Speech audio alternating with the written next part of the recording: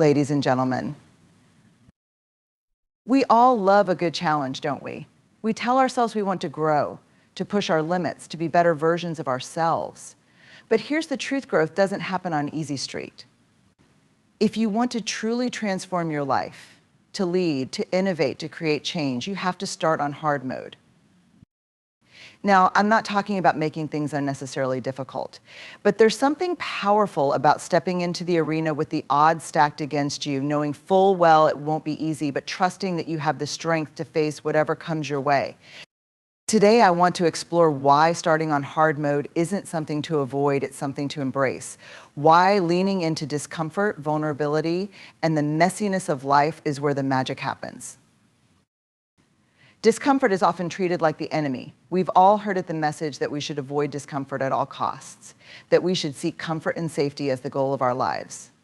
And the pursuit of happiness, success, and peace often comes with the promise that one day we will achieve the comfort we crave. But here's the thing: comfort isn't where growth happens.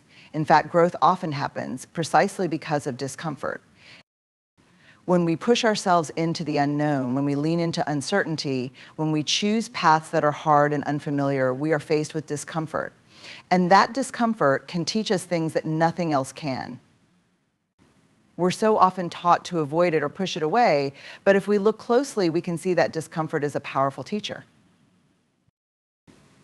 Think about a time in your life when you were stretched beyond your comfort zone. Maybe it was a new job, a tough conversation, a public speaking event, or trying something for the first time. In those moments, you probably felt that familiar knot in your stomach, the sense that things weren't going to go smoothly, that failure was right around the corner. But it was in that exact space between what you knew and what you didn't tell that something powerful occurred. Discomfort forces us to question our limitations, both real and imagined. When we feel the discomfort of a challenge, we often find ourselves reaching beyond what we thought was possible. We make discoveries about our capacity to persevere, adapt, and overcome. The first time you do anything new, you're likely to feel awkward, unsure, and even vulnerable.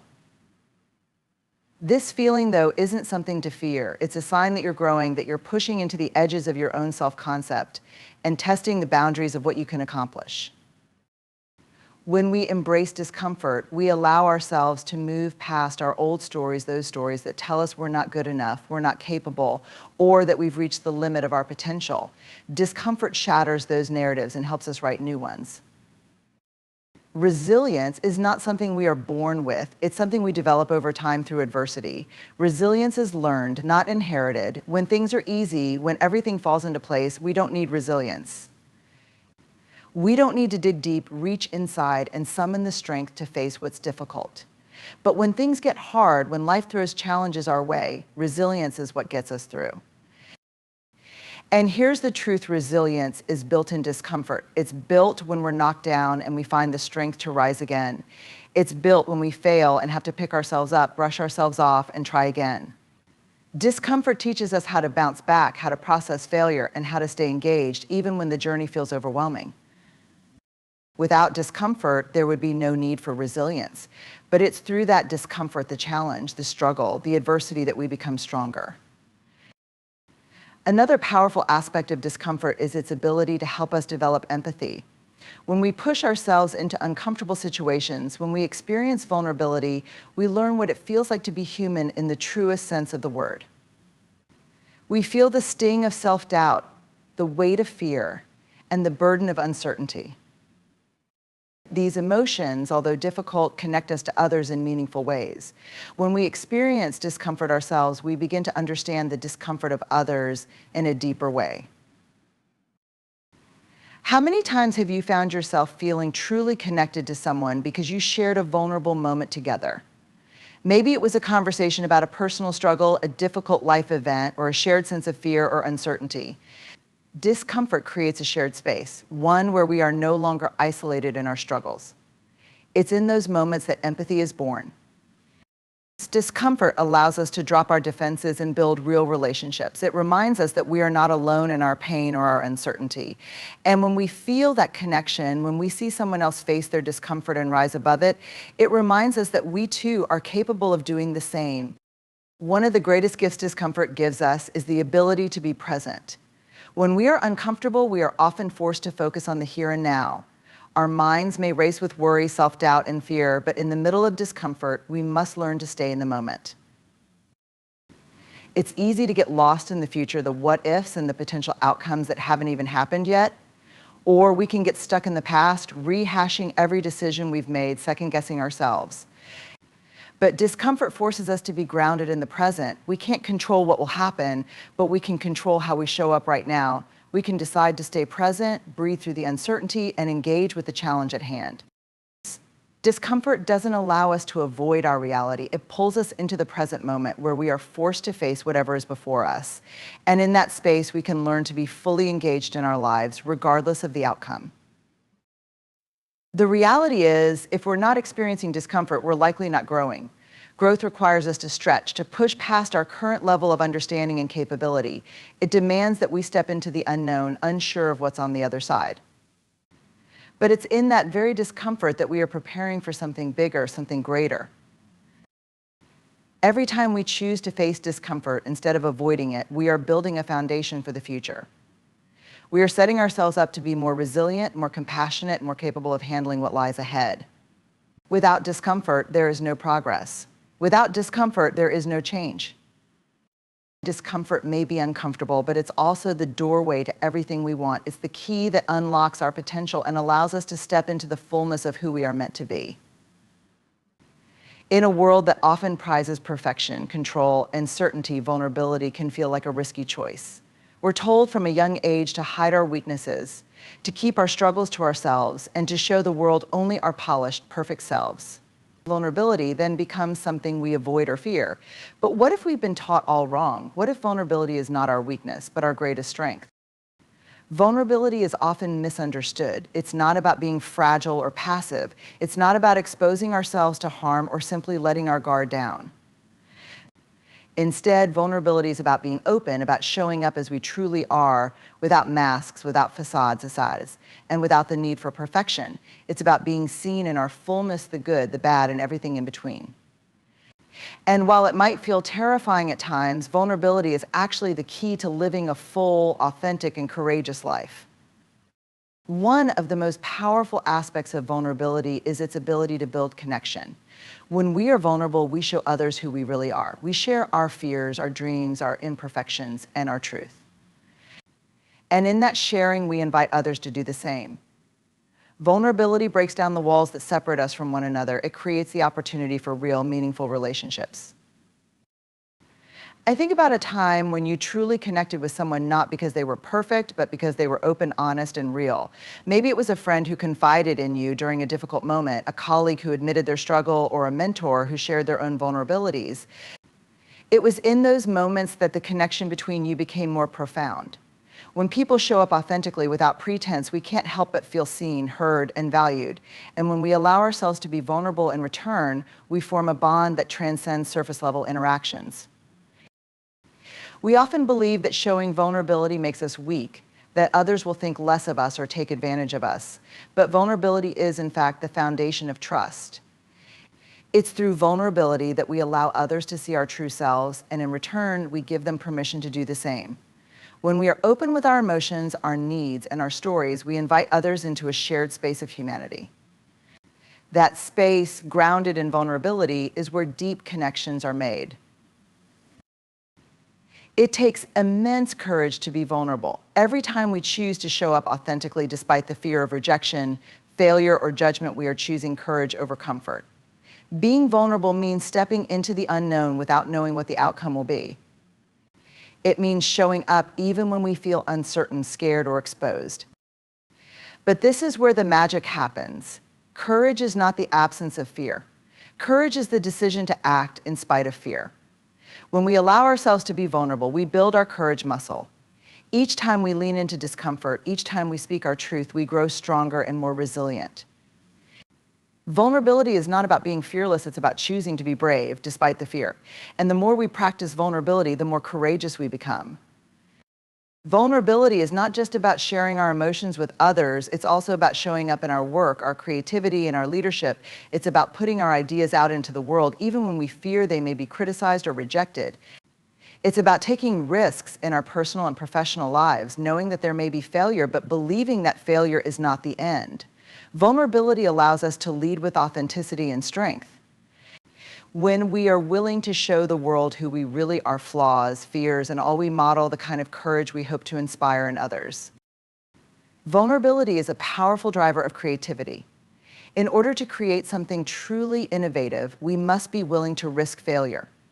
And to risk failure, we must be willing to be vulnerable. Creative ideas are born from a place of openness when we are not afraid to fail, to experiment, to try new things. Vulnerability allows us to embrace uncertainty and to see possibility where others might see obstacles. When we embrace vulnerability, we free ourselves from the constraints of perfectionism. We stop worrying about whether something will be good enough and focus instead on the process of creation. It's in the messy, imperfect moments of vulnerability that some of the most brilliant ideas emerge. The willingness to fail and to learn from those failures is what fuels innovation. When we are not afraid to make mistakes, we give ourselves permission to create freely, to explore without limitation, and to push the boundaries of what's possible. Perhaps the most important role vulnerability plays in our lives is in helping us accept ourselves. When we allow ourselves to be vulnerable, we acknowledge the parts of ourselves that we often try to hide. We admit that we don't have all the answers, that we aren't perfect, and that we struggle sometimes. And in doing so, we offer ourselves the grace we often withhold. Self-acceptance doesn't come from pretending to be someone we're not. It comes from embracing our authentic selves, from accepting our flaws, our quirks, and our imperfections. When we show up vulnerably, we give ourselves permission to be human. We stop the constant cycle of self-criticism and start the process of self-compassion. Vulnerability is not about exposing ourselves to judgment. It's about accepting ourselves fully with all our imperfections and recognizing that we are worthy of love, respect, and kindness. Growth can only happen when we are willing to step outside our comfort zones. When we stay in familiar territory, we may feel safe, but we don't grow. It's only when we expose ourselves to new challenges, new experiences, and new perspectives that we can expand our understanding of ourselves and the world around us. Vulnerability pushes us to grow, to learn, and to become more than we were yesterday. When we are vulnerable, we are open to feedback, to criticism, and to new information. Vulnerability allows us to ask for help when we need it, to acknowledge that we don't know everything, and to seek out opportunities for learning. Without vulnerability, we remain stuck in our old patterns, afraid to move forward. But when we embrace vulnerability, we open the door to continuous growth. When we think about courage, we often imagine someone who is fearless, someone who faces danger or adversity without hesitation, without doubt, without fear. This is the story we've been told, that courage is something you either have or you don't, and that the courageous person is the one who stands tall, unshaken in the face of fear. But here's the truth: courage isn't the absence of fear. Courage is the ability to act despite fear. It's the choice to move forward, even when we are afraid. In reality, fear is a natural and inevitable part of the human experience. Fear is something we all feel. It's a primal emotion that exists to protect us, to alert us to danger, and to keep us safe. But when we let fear define us, when we let it control us, we prevent ourselves from stepping into the unknown and from growing into the people we are meant to be. Courage isn't about eliminating fear. It's about learning to live with it, to move alongside it, and to take action regardless of it. First, it's important to recognize that fear is universal. No one is immune to it. Whether we're facing a big life decision, stepping into a new role, or simply trying something outside of our comfort zone, fear is a natural response. It can show up as self-doubt, worry about what others will think, or a deep sense of uncertainty about what the future holds. We all have a choice. We can let fear stop us in our tracks, paralyze us, and prevent us from moving forward. Or we can acknowledge that fear is present and choose to act in spite of it. Courage is about making the choice to take that first step, even when our minds are screaming for us to hold back. It's about pushing through the discomfort and uncertainty to get to the other side, knowing that fear will always be there, but it doesn't have to dictate our actions. One of the most powerful aspects of courage is vulnerability. When we choose to act despite our fear, we make ourselves vulnerable. We open ourselves up to failure, rejection, or criticism. We expose ourselves to the possibility of not succeeding. of not being good enough, of looking foolish in the eyes of others. But it's in that vulnerability that we find our true strength. Vulnerability doesn't make us weak, it makes us human. And in that humanness, we connect with others. When we are willing to be vulnerable, to put ourselves out there and take risks, we invite others to do the same. We create a space where growth is possible, not just for ourselves, but for those around us as well. Courage and vulnerability go hand in hand. You can't have one without the other. If we never allow ourselves to be vulnerable, we remain stuck in our comfort zone, stuck in the safety of the known. But when we choose to act despite fear, we embrace vulnerability. And in doing so, we open ourselves to deeper experiences, stronger connections, and greater personal growth. When we act despite fear, we open the door to personal growth. Growth doesn't happen when we stay in our comfort zones. It happens when we take risks, when we step into the unknown, when we challenge ourselves to do something new or difficult. Every time we take action despite fear, we build resilience, we learn to bounce back from failure, we learn to adapt, to stay focused on our goals, and to keep moving forward even when things get tough. The more we practice courage, the easier it becomes to face our fears head on. But growth isn't just about overcoming fear, it's also about learning from it. Fear can be a powerful teacher. When we face something that scares us, we learn what we're made of. We learn how to trust ourselves, how to problem solve, how to persevere in the face of adversity. We may not always succeed on our first try, but we gain valuable lessons along the way. And with each lesson, we become more equipped to face the next challenge. One of the greatest challenges of fear is that it can lead to inaction. Fear often convinces us that it's safer to stay where we are, to wait for the right moment, or to avoid risks altogether. But in doing so, we miss out on opportunities for growth and change. Courage, on the other hand, is the ability to act despite fear. It's about choosing action over inaction. It's about moving forward even when we don't know exactly what will happen next. It's about trusting that we will figure things out as we go and that the lessons we learn along the way will make us stronger and more capable. Inaction, fueled by fear, keeps us stuck. It keeps us from taking the necessary steps to improve our lives, to pursue our dreams, and to make a difference in the world. But when we choose to act despite fear, we break free from the paralysis of uncertainty. We move closer to our goals, even if the path isn't clear, even if the road is bumpy. It's important to remember that courage is not about eliminating fear. Courage doesn't mean we won't be afraid, it means we choose to take action anyway. It's okay to feel scared, it's okay to be uncertain.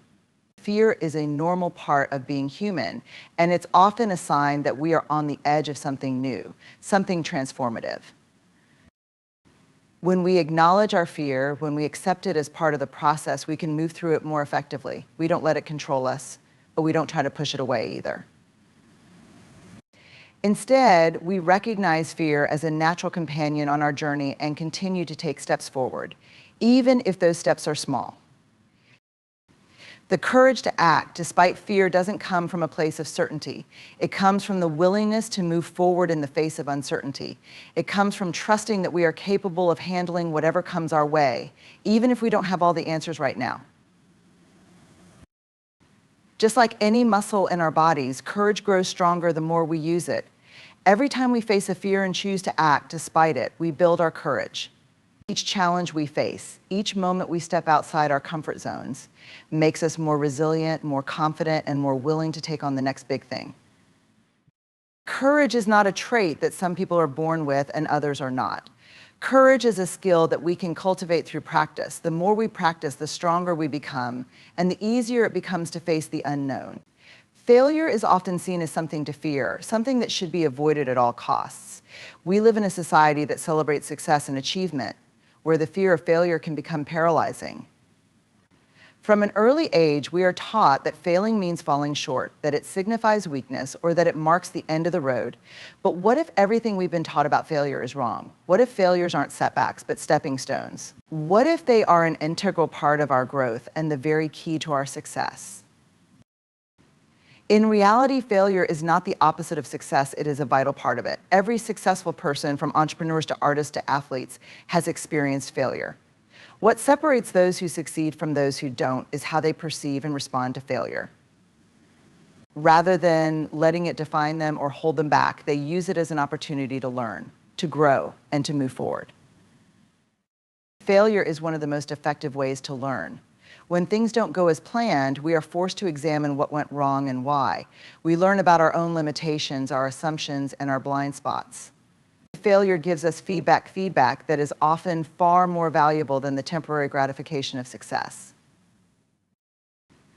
Think about a time when you failed at something. Perhaps it was a project at work that didn't go as planned, a personal goal that you couldn't quite reach, or a relationship that fell apart. Initially, failure can feel discouraging. It can make us question our abilities, our decisions, and our worth. But when we take the time to reflect on our failures, we often discover profound insights. Failure forces us to ask questions. What could I have done differently? What did I learn from this experience? What will I do next time? This process of self-reflection helps us refine our strategies, make better choices, and build our resilience. The lessons we learn from failure shape our future decisions and actions, enabling us to grow into better versions of ourselves. Resilience is the ability to bounce back from adversity, to keep moving forward in the face of challenges. Failure is one of the most powerful teachers of resilience. Each time we fail and rise again, we build our emotional strength and our capacity to handle future challenges. Without failure, we would never learn how to cope with setbacks, how to adapt, or how to persevere. Think about the most resilient people you know. They are often those who have experienced the most setbacks. They have faced obstacles, failed countless times, and yet they continue to move forward. It is through failure that they learn to persist, to find new solutions, and to adapt to changing circumstances. Failure doesn't break resilient people, it strengthens them. When we fail, we are given an opportunity to practice resilience. We learn that failure doesn't define us, our response to it does. Every time we get back up after a failure, we become more equipped to handle whatever comes our way in the future. Failure teaches us that setbacks are not the end, but merely a part of the process of becoming stronger, wiser, and more capable. Failure is a powerful driver of creativity and innovation. When we face failure, we are forced to think outside the box, to experiment with new ideas, and to come up with creative solutions. If we always succeeded on our first attempt, we would never be pushed to think differently, to try new approaches, or to test our assumptions. Failure forces us to innovate. Every breakthrough in history, whether in science, technology, business, or the arts, has been preceded by failure. Thomas Edison famously failed thousands of times before successfully inventing the light bulb. The Wright brothers failed countless times before they achieved powered flight. Steve Jobs was fired from the company he founded before returning to lead Apple to unprecedented success. These examples demonstrate that failure is not a dead end, it's a necessary part of the journey toward groundbreaking achievements. When we fail, we learn what doesn't work. And from that knowledge, we can adjust our methods, refine our ideas, and continue moving forward with a better understanding of what is possible. Failure drives us to innovate, to improve, and to never settle for the status quo. We live in a world that is often obsessed with perfection. Social media, advertising, and even our workplaces can create unrealistic expectations of success and achievement. We see others' polished, curated successes and begin to believe that failure is a sign of incompetence or inadequacy. But failure breaks this illusion of perfection. It shows us that success is rarely a straight path and that failure is not only inevitable, but essential. Failure teaches us that perfection is not the goal. Progress is. Growth is. Success is not defined by avoiding failure, but by how we respond to it. We learn to embrace our imperfections, to accept that mistakes are part of being human, and to understand that failure does not diminish our worth. When we allow ourselves to fail, we break free from the pressure to be perfect. We accept that setbacks are part of the process and that making mistakes is how we learn and grow.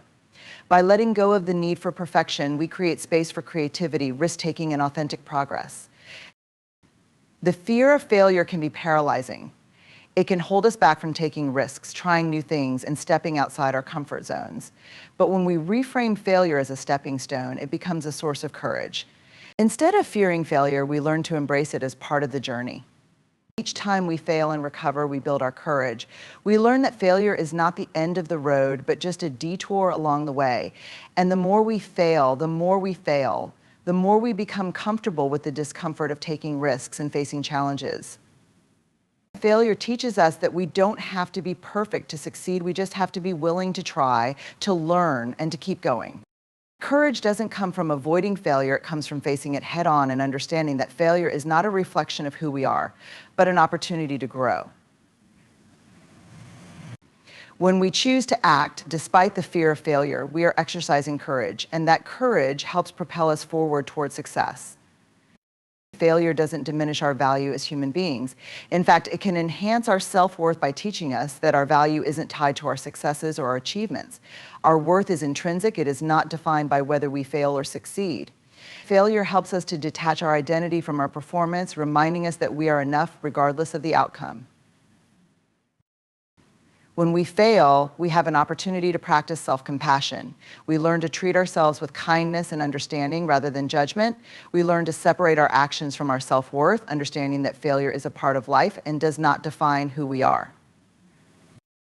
In a world that constantly tells us we need to do more, be more, or achieve more in order to be worthy of love, respect, and success, it can be easy to forget one of the most important truths: you are enough right now, just as you are. The pressure to constantly improve, to meet external standards, and to chase perfection often leads us to believe that our worth is tied to what we accomplish, how we look, or how others perceive us. But what if we stop for a moment and realize that we don't need to be anything more than we already are? What if, instead of measuring our value against external metrics, we started from the understanding that we are inherently enough exactly as we are? From an early age, we are conditioned to strive for perfection. Society tells us that to be successful, to be loved, or to be accepted, we must meet certain standards, whether in our careers, relationships, appearances, or achievements. We are bombarded with messages that suggest that only by doing more or being better can we be enough. Social media amplifies this narrative as we see the curated lives of others and begin to believe that their successes or outward appearances reflect some hidden standard we must attain. But perfection is an illusion. It's a moving target that can never truly be reached. Even the people we admire for their success, their confidence, and their accomplishments are not immune to their own struggles and insecurities. We all face moments of self-doubt, and we all have imperfections. Yet despite this, we often find ourselves striving to meet an unattainable ideal. We measure ourselves against impossible standards, convinced that if we don't match up, we are somehow lacking. The truth is, striving for perfection often distracts us from the very real and very human truth: we are enough as we are enough as we are. We do not need to be perfect to deserve love, happiness, or fulfillment. The belief that we need to achieve some level of perfection in order to be enough is not only unrealistic, but it also robs us of the ability to fully embrace who we are in the present moment. One of the most powerful steps we can take on the journey to self-acceptance is unlearning the lies that tell us we are not enough. These lies often come from external sources: family, friends, society, or even the media telling us that we must be more, do more, or look different in order to be worthy. We internalize these messages, and over time, they become the voice in our heads that convinces us we aren't good enough, capable enough, or worthy enough. But these lies do not define us. They are just that falsehoods that we have allowed to take root in our minds. The reality is that we were born with inherent worth, and our value is not determined by our external accomplishments or how others perceive us. Our worth comes from within. It is not contingent on anything we do, achieve, or become. We are enough right now as we are. To begin unlearning these lies, we must start by becoming aware of the narratives we've been told and the beliefs we've adopted. We need to ask ourselves, what are the stories I've been telling myself about my worth? How often do I compare myself to others and feel that I am falling short?